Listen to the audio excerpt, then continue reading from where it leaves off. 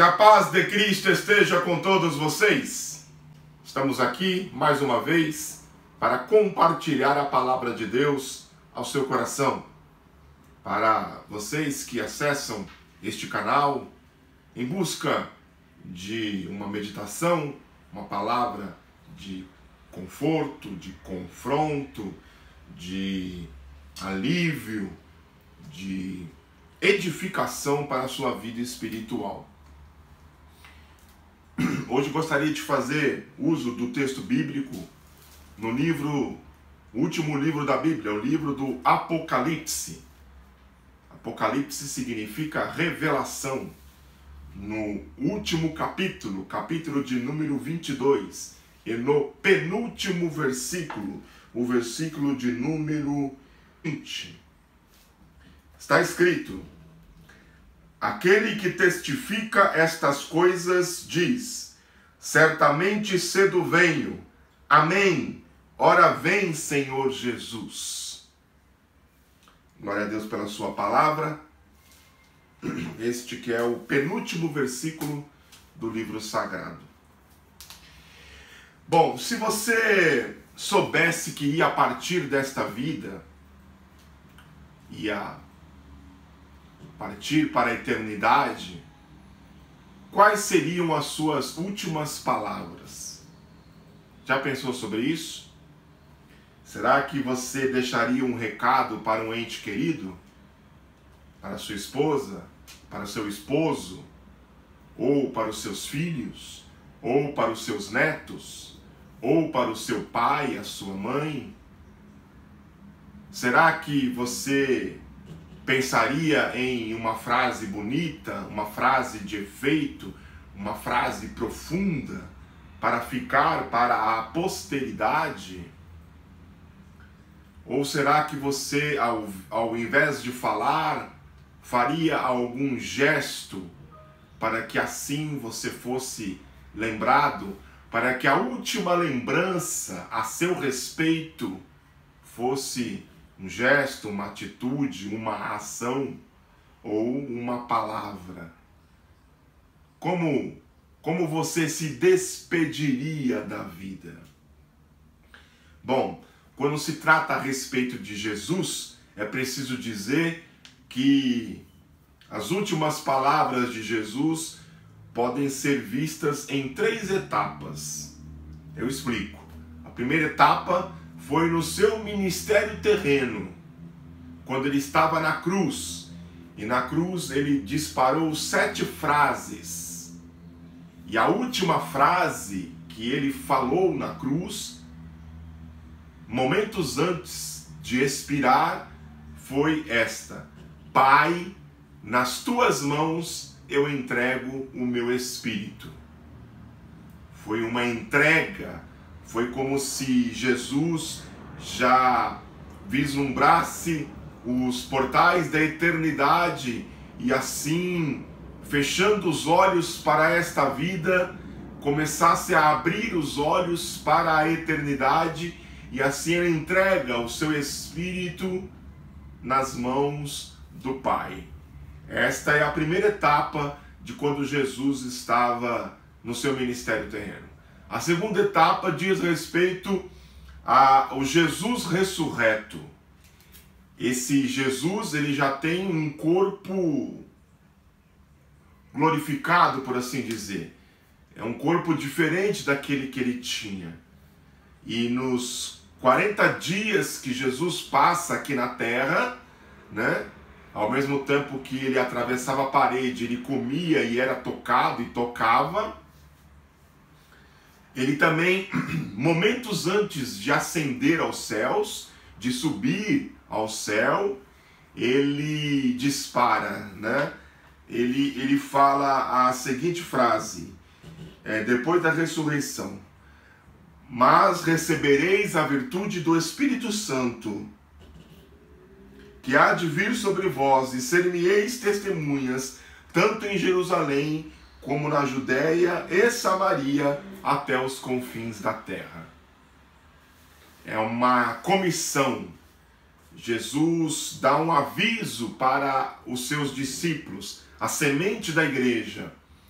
para que eles ficassem em Jerusalém até que fossem revestidos, e sendo uma vez revestidos, que eles fossem testemunhas, do grego martúrios, né? Testemunhas, primeiro em Jerusalém, depois na Judéia, em Samaria, até os confins da terra. A última palavra de Jesus foi até os confins da terra. E é um esforço que a igreja faz até hoje, esse pedido, esta ordem de Jesus. E a terceira etapa diz respeito a este versículo que nós lemos. A última palavra de Jesus registrada é essa: certamente cedo venho. Tanto que na minha Bíblia ela está escrita em grafia vermelha, porque são palavras de Jesus. É Jesus falando, é Jesus dizendo que vai voltar. Isso não quer dizer, obviamente, que Jesus não falou mais depois disso. Estou apenas me referindo ao cânon sagrado. Jesus continua falando até hoje, mas das palavras registradas, canonizadas, das palavras das quais Deus disse que não deveríamos nem acrescentar e nem tirar, essas foram as últimas de Jesus. Certamente cedo venho. Ora, se ele disse isso, como última coisa, nós precisamos prestar atenção sobre esta frase. E é isso que eu quero, de uma certa forma, fazer com que você pense comigo, fazer com que você medite comigo, provocar você. Essa é a minha intenção ao ler este versículo. Bom, João ele começa dizendo, né, nesse último verso, aquele que testifica estas coisas diz. É claro que o sujeito da qual João está falando é o próprio Cristo, é o próprio Senhor Jesus. É ele quem testifica tudo, é ele quem testifica este livro sagrado. É ele quem tem poder, é ele quem tem a chave do inferno, é ele que tem o poder de abrir o livro e desatar os seus selos. É Jesus que testifica tudo na Bíblia. Tudo que está escrito na Bíblia foi escrito para ele. O Antigo Testamento foi escrito para apontar para a realidade de um Messias. Os evangelhos foram escritos para contar sobre os atos e a vida desse Messias. E as cartas, as epístolas, os livros históricos do Novo Testamento e o livro de Revelação, do Apocalipse, foram escritos para tratar das coisas do reino desse Messias, de como funciona o reino desse Messias, para falar e sistematizar os ensinos deste Messias, para falar e tratar da continuação do reino desse Messias, e no caso do Apocalipse, para falar do futuro da igreja em relação a esse Messias. Tudo foi escrito para ele, e é por isso que ele diz, por isso que ele é quem testifica. E aí aparece em vermelho, como no caso da minha Bíblia, a frase, a última de Jesus: certamente cedo venho. Em outras traduções está assim escrito: venho sem demora, na Nova Almeida Atualizada. Certamente venho logo, na tradução linguagem de hoje, na nova tradução. Sim, venho em breve, na nova versão internacional. Com toda certeza venho rapidamente, na King James Atualizada. Certamente venho à pressa, na tradução brasileira. Sim, venho muito em breve, na Bíblia de Jerusalém. Mas eu gosto ainda da tradução literal, da LTT, que diz assim: eu venho subitamente. Gosto dessa versão. O retorno do rei será rápido e súbito. Como assim rápido, dirá você? Jesus falou esta frase em provavelmente 100 depois de Cristo, né? Mais ou menos quando João escreveu o livro da Revelação, o livro do Apocalipse. Então já se passaram quase 2000 anos, 1920 anos. Como assim, então, venho sem demora? Como pode ser rápido? Não se esqueça de que a Bíblia diz que 1000 anos são para Deus como um dia. Levando-se em conta isso, nós podemos dizer que não se passaram ainda nem 2 dias que Jesus disse o que disse. Então, a gente tem que entender que o tempo para Deus corre diferente do tempo para nós. Nós vemos o tempo do lado de dentro do tempo. Deus vê o tempo do lado de fora do tempo. Então, é preciso pensar isso. O tempo para Deus é contado diferente. Mas não apenas isso. A vida dele será também súbita, de surpresa. Como que inesperada. Como que se não estivesse esperando. Rápida, com ímpeto. Agora você pode perguntar, como a vinda de Jesus pode ser inesperada? Tantas promessas, tantos avisos, tantas recomendações que está no Antigo Testamento e no Novo Testamento ainda mais, falando da volta de Jesus, o próprio Jesus, de como seria, no sermão profético, os tempos, de que haveria guerra, rumores de guerra, nação contra nação, reino contra reino, fome, peste. Ele vai avisando, e ainda fala, ainda não será o fim. E depois ele fala, são apenas as dores de parto. E depois ele fala, aquele que perseverar até o fim, este será salvo. E depois ele diz, este evangelho do reino será pregado a todas as gentes, em testemunho a todos os povos, e depois disto virá o fim. Então, existe um escalonamento muito bem explicado na Bíblia a respeito da vinda de Jesus. Como assim pode ser inesperado? Como assim? Ora, se a vinda de Jesus será súbita, isso quer dizer que a igreja talvez não esteja fazendo o seu papel direito, porque a Bíblia diz, como ouvirão se não há quem pregue? A palavra está pronta, está terminada, está aqui, de Gênesis a Apocalipse, nada precisa ser acrescentado, nada precisa ser reduzido. Então, está tudo aqui, mas como ouvirão se não há quem pregue? Como ouvirão que Jesus está vindo se não há quem avise sobre isso? Como? Isso é papel da igreja, é papel seu, meu, nosso, avisar, falar que o mundo que nós estamos vivendo, para muita gente pode ser muito bom, mas de que o rei está voltando, de que nós precisamos aguardar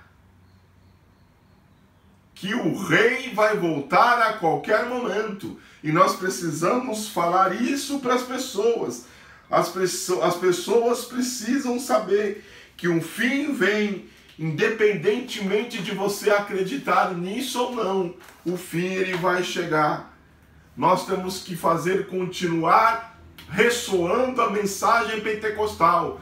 Jesus Cristo salva, Jesus Cristo cura, Jesus Cristo batiza com o Espírito Santo e Jesus Cristo em breve voltará. A mensagem completa do Evangelho Pentecostal é essa. Se eu falo que Jesus salva, mas não falo que Jesus cura, está incompleto. Se eu falo que Jesus cura, mas não falo que Jesus batiza com o Espírito Santo, está incompleto. Se eu falo as 3 primeiras, mas que Jesus salva, cura, batiza com o Espírito Santo, mas não digo que Jesus em breve voltará, Este evangelho está incompleto. Faz parte deste evangelho falar do retorno do rei. Bendito seja o nome do Senhor. Jesus disse: eu voltarei. Como diz o papel do ator Arnold Schwarzenegger lá no cinema, I will be back. Eu voltarei. E nós temos que acreditar nisso. Não só acreditar nisso, mas viver em compasso de espera. E quando eu digo em compasso de espera, é viver aguardando este retorno a qualquer momento. É viver na expectativa da volta do rei. E não somente isso, é de anunciar a todos que o rei vai voltar. Que o rei voltará para buscar a sua noiva. Se Jesus, como noivo, tem a intenção, tem o desejo de voltar, de retornar para se casar com a sua noiva, a igreja, como noiva, ela deve esperar, ela deve aguardar, ela deve desejar o retorno do noivo. É assim que nós devemos viver. Nesses dois últimos versos, nós vemos aí três realidades, três grandes últimas coisas. A primeira é a última promessa da Bíblia. Essa é a última promessa. E essa promessa não diz respeito à chave, a posses da terra, a viagens ou a portas abertas, não diz respeito a nada disso. Tem a ver apenas com um retorno, o retorno do rei. Lá no começo, quando o rei estava entre nós, tudo era perfeito. Não havia necessidade de nada. Não havia falta de alguma coisa. Um dia o rei vai voltar para que tudo volte a ser como antes, antes do pecado. Para que tudo volte à sua origem. E nós estaremos para sempre com o Senhor. O retorno do rei é um retorno às origens. Pelo menos para aqueles que estão o aguardando. Então é disso que trata essa última promessa. No fim, tudo será como antes, pelo menos para aqueles que assumiram o compromisso de segui-lo. No fim, nós estaremos ao lado dele. Mas não apenas isso. Também vemos nesses últimos versos a última oração. E é uma oração até engraçada, porque ela é muito curta. E ela começa pelo final, porque quando nós terminamos uma oração, nós dizemos amém. E a oração, ela começa pelo amém. Né? O que é o amém? É o assim seja. Então Jesus ele diz, certamente cedo venho. E nós respondemos em oração, amém. Assim seja. Eu quero que aconteça isso. Eu quero que isso se torne realidade. Eu quero e estou esperando e aguardando este dia do retorno do meu rei. E nós completamos a oração dizendo, Maranata, ora vem, Senhor Jesus. É uma oração muito curta. Amém, Maranata. Assim seja. Ora vem, Senhor Jesus. Venha mesmo. Venha porque eu estou te aguardando. Venha porque a sua noiva te aguarda. Ela está adornada, ela está enfeitada, ela está bonita, ela está linda para receber o noivo. Venha, noivo, para que a sua noiva se case contigo nos ares. Bendito seja o nome do Senhor. Mas ainda mais, Paulo ele diz que quando fala a respeito do céu, ele diz assim: mas de ambos os lados estou em aperto, tendo desejo de partir e estar com Cristo, porque isso é ainda muito melhor. Meus irmãos, como diz o hino da harpa, passarinhos, belas flores, querem me encantar, mas nada pode tirar os meus olhos do céu, mas eu contemplo o meu lar. São vãos terrestres esplendores, mas eu contemplo o meu lar. Essa poesia nós temos que carregar e viver ela. Não existe nada nesta vida terrena que nos faça deixar de desejar as coisas que nós vamos viver lá na eternidade. E assim como Paulo, eu quero deixar as coisas desta vida para habitar com o Senhor, porque eu tenho plena certeza de que isto vai ser muito melhor. E o último versículo da Bíblia, ele traz também a última bênção. A última bênção. A última promessa, a última oração e a última bênção. Ela é breve, mas ela é adequada. A graça de nosso Senhor Jesus Cristo seja com todos vós. Amém. Tudo isso que eu falei aqui só é possível por causa da graça. Tudo isso que eu contei aqui, das coisas que nos aguardam, quando o Rei voltar, só se torna possível por causa dela, por causa da graça. Se não fosse a graça, estaríamos perdidos.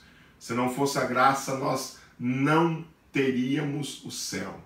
Mas pela graça, que é o favor imerecido, que você não merece, que eu não mereço, nós temos abertos os portões celestiais para que nós possamos entrar na casa do Pai. E na casa do Pai nós viveremos juntamente com Ele por toda a eternidade. E quem tem essa esperança, e quem deseja isso, quem diz amém, ora vem Senhor Jesus, que você possa dizer amém comigo, assim seja. Deus abençoe a sua vida, em nome de Jesus.